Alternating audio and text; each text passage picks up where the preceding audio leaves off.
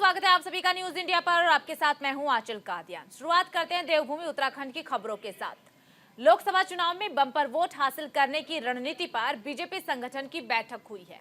राष्ट्रीय उपाध्यक्ष लक्ष्मीकांत वाजपेयी की अध्यक्षता में ये बैठक हुई है। तो वहीं बैठक में मुख्यमंत्री पुष्कर सिंह धामी, प्रदेश प्रभारी दुष्यंत गौतम, राष्ट्रीय उपाध्यक्ष लक्ष्मीकांत वाजपेयी, प्रदेश अध्यक्ष महेंद्र भट्ट बैठक में शामिल हुए हैं। तो जिस तरीके से लोकसभा चुनाव नजदीक आते जा रहे हैं, वैसे वैसे बैठकों का दौर भी शुरू हो चुका है। आज भी बैठक हुई है। बैठक में उत्तराखंड के मुख्यमंत्री पुष्कर सिंह धामी भी शामिल हुए हैं। तो बैठक में वरिष्ठ नेताओं भी ने भी शिरकत की है। लोकसभा चुनाव को लेकर के ये बीजेपी की बैठक हुई है कि किस तरीके से लोकसभा चुनाव में पार्टी को मजबूत करना है, कैसे तैयारी करनी है, संगठन को मजबूत करने के लिए क्या कुछ रणनीति होनी चाहिए, बूथ स्तर पर क्या काम होना चाहिए, तमाम मुद्दों को लेकर के आज बैठक में विचार विमर्श किया गया है। और लोकसभा चुनाव को ध्यान में रखते हुए ये बैठक हुई है। बैठक में उत्तराखंड के मुख्यमंत्री पुष्कर सिंह धामी भी मौजूद रहे, कई वरिष्ठ नेता भी मौजूद रहे हैं। और इस खबर पर ज्यादा जानकारी के साथ हमारे सहयोगी अनुज अवस्थी जुड़ चुके हैं। अनुज, देखिए आज बैठक हुई है। बैठक में किन किन मुद्दों को लेकर के चर्चा हुई है, कौन कौन बैठक में शामिल हुआ? बिल्कुल बीजेपी उत्तराखंड बीजेपी की बैठक एक निजी होटल में यहाँ पे रखी गई और यहाँ पे बीजेपी के तमाम जो नेता है, कार्यकर्ता है, कैबिनेट मंत्री हो, मुख्यमंत्री पुष्कर सिंह धामी हो, बीजेपी प्रदेश अध्यक्ष महेंद्र भट्ट हो, संगठन मंत्री अजय कुमार हो समेत तमाम जो बीजेपी के नेता थे वो मौजूद थे। बैठक में लोकसभा, चूंकि 2024 लोकसभा चुनाव नजदीक है, उस पर किस प्रकार से रणनीति की जाए, ब्लॉकों तक कैसे पहुंचा जाए, पन्ना प्रमुखों तक कैसे पहुंचा जाए, बीजेपी का जो संगठन है उसको उसका विस्तार कैसे हो सके, इसके अलावा जो बीजेपी का वोट बैंक है वो वोट बैंक किस प्रकार से बढ़ सके, इन तमाम बातों को लेकर के चर्चा हुई। इसके अलावा चूंकि लोकसभा चुनाव में 5 उत्तराखंड की जो सीटें हैं वो 5 सीटें, 5 सीटों में किन किन को टिकट मिलना चाहिए, किनका टिकट कट सकता है, इसको लेकर के भी मंथन रहा बीजेपी की कॉन्फ्रेंस में।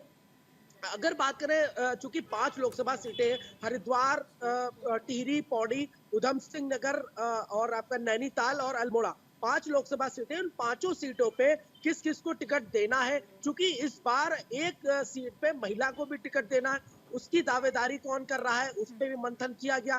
साथ ही साथ प्रदेश में चूंकि केंद्र सरकार की जो योजनाएं हैं उनका लाभ कितने लोगों को मिल रहा है प्रदेश में, उसकी भी एक कार्य समिति गठित की गई, उसमें भी उन्होंने मंथन भी किया।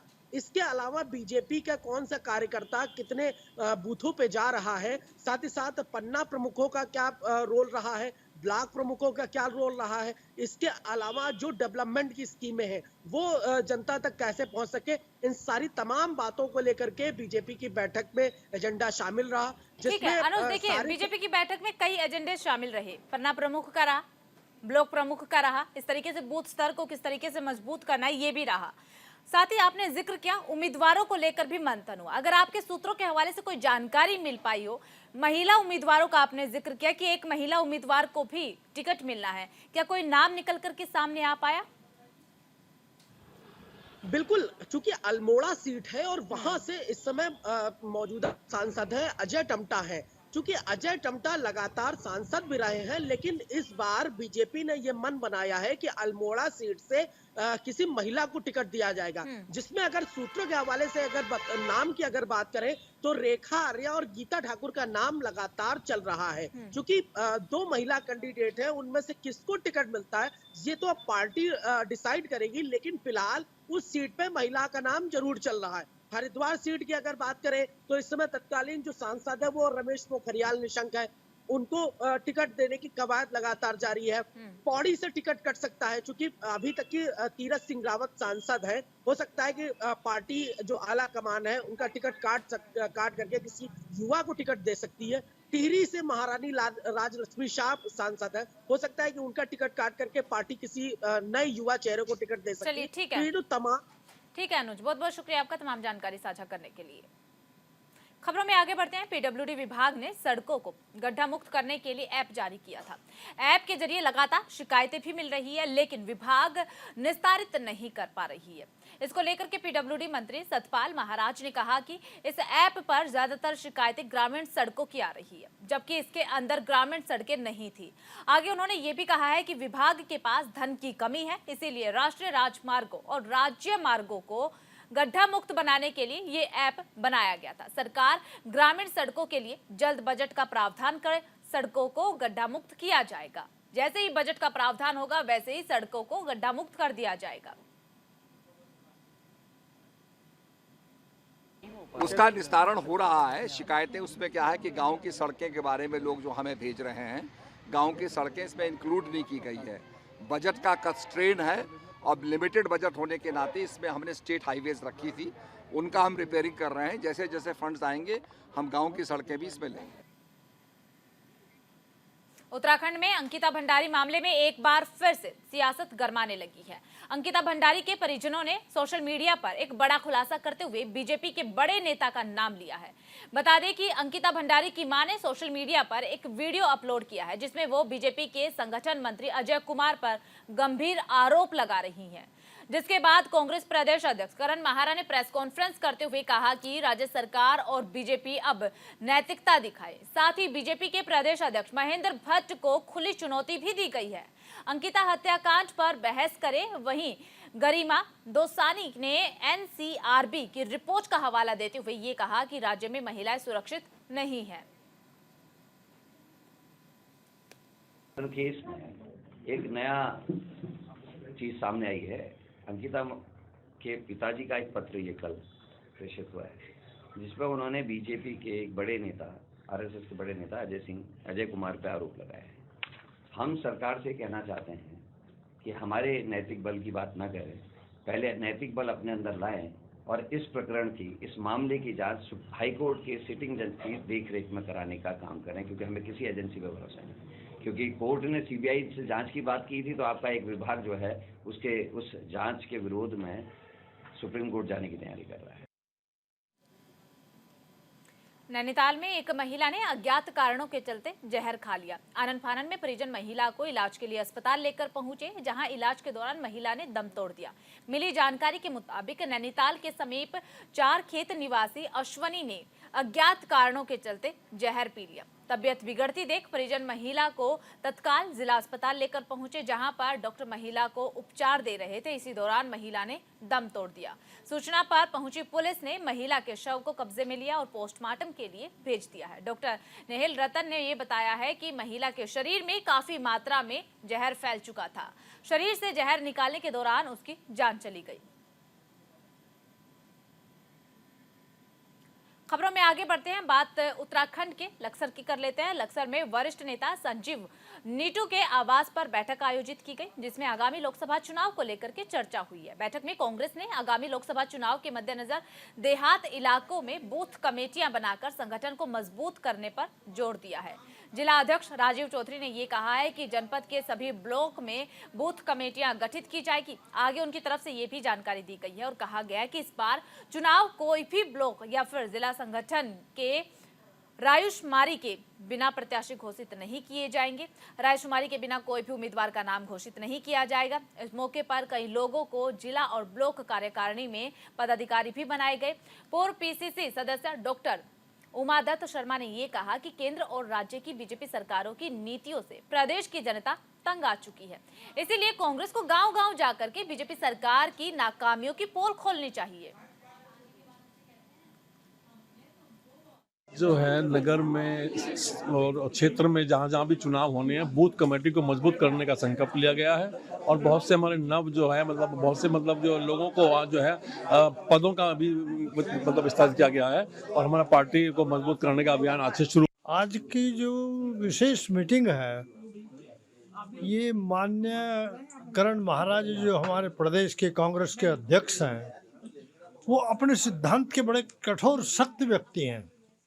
उन्होंने निर्णय लिया है कि जहाँ जहाँ हमारी कांग्रेस, हमारा वो आता है दायरा, वहाँ जैसे टाउन है, ग्राम सभा है, सब जगह कोई जगह ऐसी ना बने जहाँ बूथ कमेटी ना बने। अगर बूथ कमेटी बनी तो हमारा जो है बूथ मजबूत होगा और वो विधानसभा जीतेंगे, टाउन जीतेंगे। आगामी लोकसभा और निकाय चुनाव को लेकर जिला कांग्रेस ने जनपद मुख्यालय गोपेश्वर में एक बैठक का आयोजन किया। बैठक में जनपद की बद्रीनाथ विधानसभा, कर्णप्रयाग विधानसभा और थराली के प्रभारी मौजूद रहे हैं। इस दौरान कांग्रेस पदाधिकारी ने लोकसभा और निकाय चुनाव को लेकर के अपनी अपनी बातें भी रखी है। बैठक में कांग्रेस जिला अध्यक्ष मुकेश नेगी ने ये कहा कि बीजेपी सरकार जन मुद्दों पर पूरी तरीके से फेल हो चुकी है। निकाय चुनाव में बीजेपी समर्थित जनप्रतिनिधियों की विफलता को जनता के बीच रखेगी। तो वहीं पर उन्होंने ये भी कहा है कि 22 जनवरी को राम मंदिर प्राण प्रतिष्ठा कार्यक्रम के दिन पूरी जनपद कांग्रेस इस दिवस पर भजन कार्यक्रम करेंगे, क्योंकि उन्होंने ये कहा है कि भगवान राम प्रदेश के आराध्य हैं और इसका स्वागत करते हैं। राम हमारे आराध्य देव हैं और ये बहुत हमारे आस्था से जुड़ा प्रश्न है। देखिए, आपको याद होगा तत्कालीन राजीव गांधी जी की सरकार में राम मंदिर के ताले खुले थे और नरसिम्हा राव जी की सरकार में राम मंदिर को लेकर के याचिकाएं दायर हुई थी। और आज राम मंदिर कोई पार्टी नहीं बना रही है। राम मंदिर जो है सुप्रीम कोर्ट के आदेश पे बन रहा है। हम सब लोग सनातनी हिंदू धर्म के लोग हैं और निश्चित तौर पे हम जो 22 जनवरी का दिन तय हुआ है राम मंदिर की प्राण प्रतिष्ठा का, हम लोग उसका स्वागत करते हैं। और मैंने जिला कांग्रेस कमेटी चमोली के अध्यक्ष होने के नाते आज अपने सारे ब्लॉक और नगर अध्यक्षों को निर्देशित किया है कि वो आगामी 22 जनवरी को अपने निकटवर्ती मंदिरों में भजन कीर्तन का कार्यक्रम करें, ताकि हम लोग भी एक संदेश दें। हरिद्वार में मध्य प्रदेश के मुख्यमंत्री मोहन यादव को अखिल भारतीय अखाड़ा परिषद की तरफ से सनातन भूषण सम्मान दिया गया।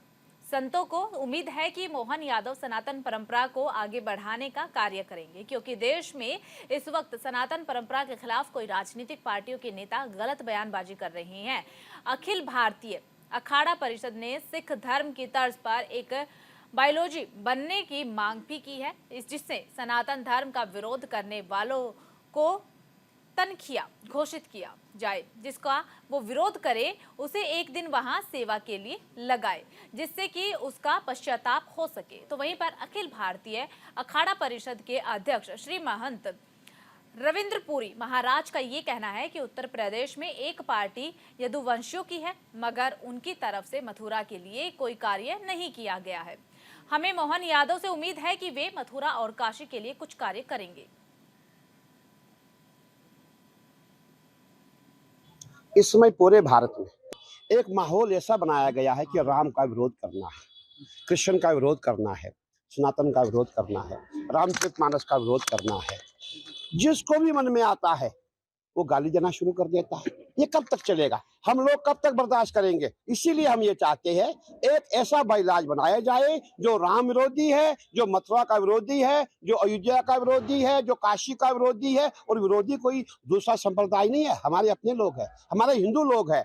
जो हमारे हिंदू लोग हमारे राम विरोधी है, कृष्ण विरोधी है, उनको तनख्या घोषित किया जाए। और इसके लिए हमें बाइलाज बनाना पड़ेगा। जितनी हमारी संस्थाएं हैं जो स्नातन पे काम कर रही है, जो मंदिरों मठों में काम कर रही है, हमें सबसे मिलके यही करना होगा कि एक ऐसा बाइलाज हम बनाए जो भी धर्म के लिए, जो भी स्नातन के लिए विरोध करता है, उसको तनख्या घोषित किया जाए। तनख्या करते ये होता है कि उससे प्रायश्चित करने का मौका मिलता है। प्रायश्चित कैसे होता है? जिसका वो विरोध करेगा, एक दिन वो मंदिर में अपनी सेवा देगा, सेवा होने के बाद फिर उसका प्रायश्चित पूरा होता है। जो हमारा सिख संप्रदाय है, सिख समाज है, उनके वहाँ नियम है और ऐसा ही नियम हमें बनाना पड़ेगा। और जो भी राम विरोधी है, जो हमारे कृष्ण विरोधी है, उन सबको ऐसा सबक हमें सिखाना पड़ेगा। हरिद्वार में कड़ाके की ठंड और कोहरे का कहर लगातार जारी है। ऐसे में बेघर और गरीबों को सर्दी की मार ज्यादा पड़ रही है। मैदानी इलाकों में लगातार ठंड का प्रकोप बढ़ता जा रहा है। तो वहीं इसको देखते हुए जिला और नगर निगम प्रशासन की तरफ से ठंड से बचाव के लिए इंतजाम किए गए हैं। जिले में 172 सार्वजनिक स्थानों पर अलाव जलाई जा रही हैं। इसके अलावा कई रैन बसेरों के बाहर भी अलाव की व्यवस्था की गई है। कोहरे के चलते सड़कों पर वाहनों की रफ्तार पर भी ब्रेक लग गए हैं। तो वहीं लंबी दूरी की बस और ट्रेन भी अपने स्थान तक देरी से पहुंच रही है।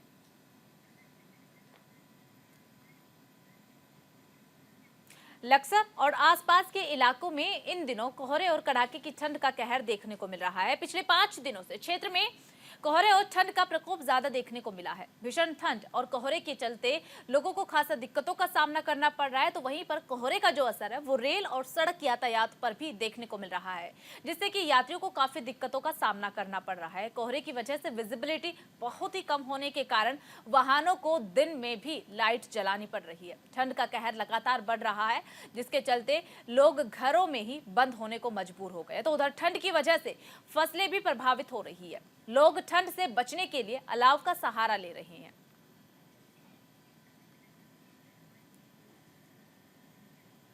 रुड़की में भारतीय किसान यूनियन टिकैत के बैनर तले सैकड़ों किसानों ने एकजुट होकर के रुड़की ज्वाइंट मजिस्ट्रेट के कार्यालय के बाहर प्रदर्शन किया है। किसानों ने जल्द से जल्द गन्ना मूल्य घोषित करने की मांग की है। प्रदर्शन का नेतृत्व कर रहे भारतीय किसान यूनियन टिकैत के अध्यक्ष संजय चौधरी का ये कहना है कि सरकार किसानों की नहीं सुन रही है। सरकार अडानी, अंबानी जैसे उद्योगपतियों की सुन रही है और उनको ही लाभ पहुंचाया जा रहा है। किसान भूख से मरने के लिए, माफ कीजिएगा, किसान भूख मरने की कगार पर पहुंच चुके हैं। शुगर मिलों को चले 2 महीने हो गए हैं, लेकिन अभी तक गन्ने का मूल्य घोषित नहीं किया गया है। तो वहीं पर प्रदर्शनकारियों ने सरकार के खिलाफ जम करके नारेबाजी भी की है। इसी के साथ उनकी तरफ से ये भी कहा गया है कि अगर सरकार ने जल्द से जल्द गन्ना मूल्य घोषित नहीं किया तो वे उग्र आंदोलन करने को मजबूर होंगे।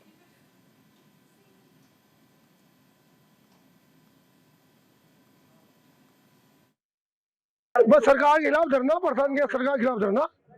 सरकार किसान की बात सुनो और करो। गन्ने का रेट नहीं, 10-10 जाके चलाना, तमाम भ्रष्टाचार। पटवारियों ने घोटाला कर रखा है उसमें। तो ये जो मुआवजे जो पात्र उसे मिला भी नहीं और कुछ किलो के पैसे लेकर 59 बढ़ा दिए।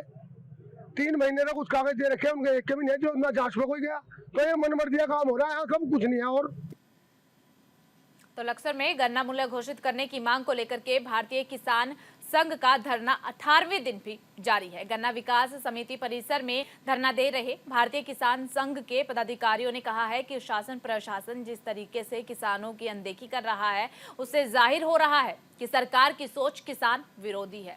उन्होंने ये भी कहा कि 18 दिन हो गए किसान अपनी वाजिब मांग को लेकर धरने पर बैठे हुए हैं, लेकिन अभी तक ना तो प्रशासन का कोई अधिकारी उनकी बात सुनने के लिए आया है, ना ही सरकार ने उनकी मांग पर कोई विचार किया है। आगे उन्होंने ये भी कहा कि यदि ऐसा ही रवैया रहा तो किसानों को आंदोलन करना पड़ेगा और उग्र आंदोलन करने के लिए किसान आज हमारे पूरे जिले से लोग आए हैं और ऐसे ही चलता रहा तो उग्र रूप लेगा धरना हमारा। और उग्र रूप लेगा तो सरकार के कानों पर यूँ चलेगी और नहीं तो अन्यथा ये सरकार गूंगी बहरी है, ये बिल्कुल हमारी सुन नहीं रही। और जब हमारी नहीं सुन रही तो और किसकी सुनोगी। हमारी माननीय देश के प्रधानमंत्री जी से अपील है कि हमारा जो गन्ना मूल्य भुगतान है, जब FRP तय होता है, जब भी स्टेट के प्राइस तय होने चाहिए, जबकि अन्य राज्यों में गन्ने के भाव तय हो चुके हैं, पंजाब और हरियाणा में। इसी तरह से सभी राज्यों में अब तक हो जाने चाहिए थे। देश का ऐसा कोई सा प्रोडक्ट नहीं है जो उधार लिया जाता हो। जब पूरा देश डिजिटल हो चुका है तो गन्ना मूल्य भुगतान भी डिजिटल होना चाहिए। ये माननीय देश के प्रधानमंत्री से जो देश का अन्नदाता है, यदि वो सड़कों पर आता है और भूखमरी के कागार पर पहुंच रहा है तो मेरी अपील है कि वो जल्दी से जल्दी भाव तय करे। खबरों में आगे बढ़ते हैं, बात हरिद्वार की कर लेते हैं। हरिद्वार में पुलिस ने 2 पहिया वाहन चोरी के 2 शातिर चोरों को गिरफ्तार कर बड़ी सफलता हासिल की है। इनके पास से चोरी किए हुए 5 मोटरसाइकिल भी बरामद हुई है। इसके अलावा आपको बता दें कि रानीपुर कोतवाली क्षेत्र के गोविंदपुर और सलेमपुर निवासी दिलशाद और अनिल कुमार ने अपनी बाइक चोरी होने के संबंध में मुकदमा दर्ज करवाया था। कल रात दौरान चेकिंग दानिश और आरिफ 2 व्यक्ति हैं, ये दोनों बाइक चोरी करते हैं। इनको हमने कल दौरान चेकिंग गिरफ्तार किया है। इनका जो कार्य क्षेत्र है वो रानीपुर, सिडकुल और बहादुराबाद क्षेत्र है। इन लोगों से 5 बाइक्स बरामद हुई हैं, जिनके मैटर में 2 बाइक्स के तो मैटर में रानीपुर क्षेत्र में ही मुकदमा पंजीकृत है और बाकी 3 अन्य बाइक्स के बारे में कार्यवाही चल रही है। अब जल्दी हम और फिलहाल इस बुलेटिन में सिर्फ इतना ही। बाकी खबरों के लिए बने रहिए न्यूज़ इंडिया के साथ।